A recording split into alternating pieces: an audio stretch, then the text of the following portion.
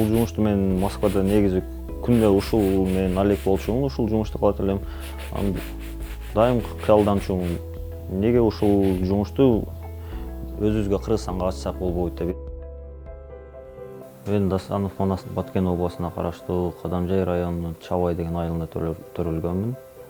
Шартка байланыштуу миграцияга кеткенмин 2014-жылы.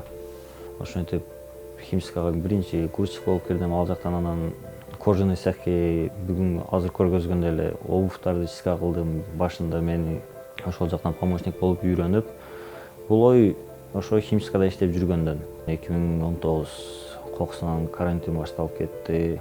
Ал жакта уже иштер полный жабылды. Жумушка бара албайсың. Эмнеге биз ушуну Кыргызстанга эле ачып, ошол жакта эле ишти кылсак болбойт деген ой келди дагы.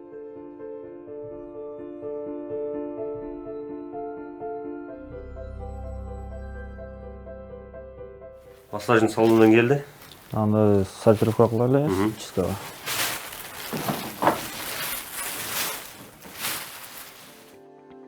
Биз ачылдык, бул жерде эч нерсе жок. Даже могу кийимдерде азыр турган эмес ал жердечи, бул мына жерде. Келип алып отурабыз, эч ким келбейт.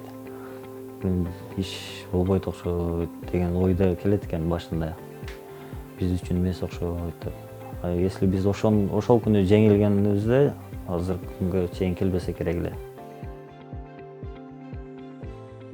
Элдер азыр уже кыш болуп атат. Бир акцияларды жүргүзүп көрбөйлү, азыр башка химчисткалар уже акция жүргүзүп атат. Жакшы болот эле ошол акциянын кышкы немесин 4 куртка сдавать этсе, бирөөсүн бекер жууп ошондой. Үчөөсүнүн акчасын алып, Үчөөсүнүн акчасын алып, айдана ДКга жазып ошону реклама боюнча сүйлөшүп көрбөйсүң. Рекламада бул жакта арзан эмес экен, мындай айтканда карадык, жылдыздар менен иштешкенди баштадык.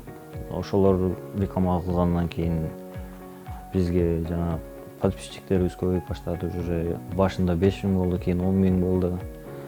Ошентип сүйүнүп, анан эл деле кирген болсо, подписчигин көп болгон болсо, кызыгат экен. Эл да келип баштады уже.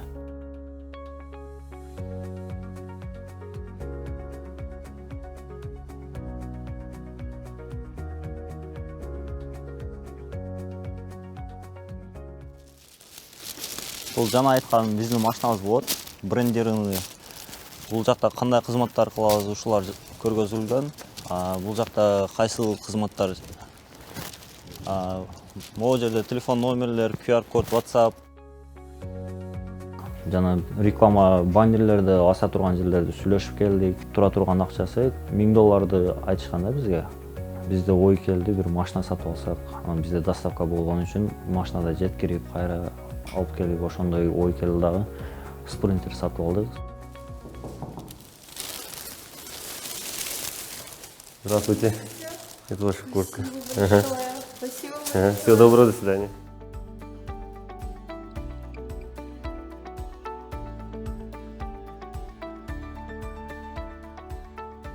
Юсейт менен биз эме болдук, жана Инстаграмда отурат элек. Лентадан чыгып калды. Мен ошол лентага кирдим дагы, регистрация деген жана ссылканы калтырышкан экен. Пик жөнөткөн экен ал жакта. Пик окутат экен биринчи 1,5 ай. Бизге ошол $5000 бөлүп беришти. Ошентип машинкабызды Россиядан алдырдык. Бул машинка ошо Россиядан келди. Азыркы ценасы ошондо биз өзүбүз кошумча кошконбуз. Жана $5000 дагы $2000 кошконбуз да. Негизи каалооң болуш керек экен. Каалооң болсо анан бар нерсеге жетишсең болот экен. Мисалы, каалооң жок, бизнес баштап алган болсоң, бизнесиң уже токтойт да ал.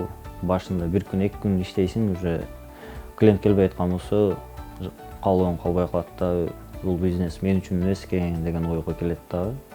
Чечимге токтолуп, ошону менен бизнеси жабылат да, банкрот болот.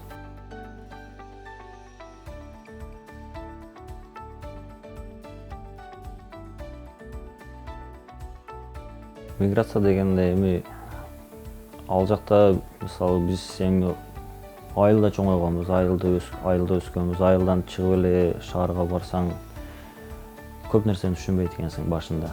Жүрүп, мисалы биз азыр мына химчистканы бул жакка ачтык да, эми бул жакта жүргөнүбүздө бул нерсени ача албайт элек да. Биз ал жактан көрүп, үйрөнүп, бизге пайдасы миграциянын ушул болду да. чет жактан алып келген билимибизди Кыргызстанда ачып өнүктүргөн болсок, мамлекетибизге кошкон чоң салымыбыз болот бул өнүгүшүнө.